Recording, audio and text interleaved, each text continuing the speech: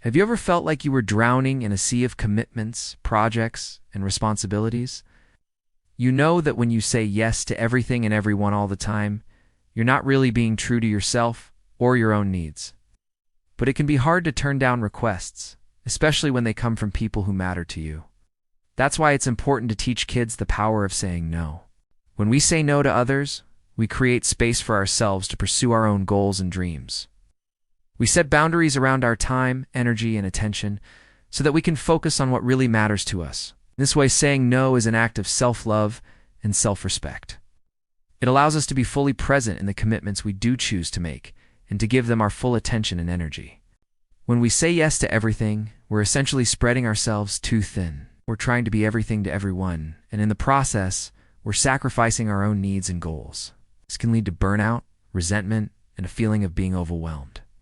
By teaching kids the power of saying no, we help them to avoid these pitfalls and to live a life that is true to themselves. We empower them to make choices that align with their values and priorities and to stand up for themselves when necessary.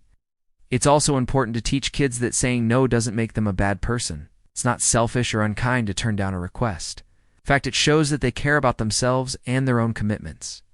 When we say no to one thing, it doesn't mean that we have to say yes to everything else. It simply means that we're making a conscious choice to prioritize what matters most to us.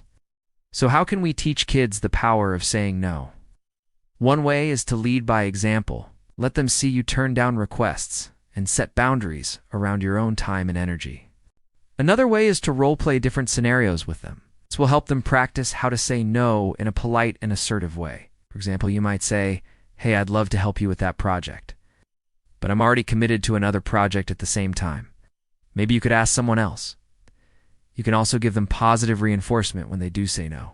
Praise them for standing up for themselves and making a healthy choice. It's important to note that setting boundaries and saying no is not a one-time thing.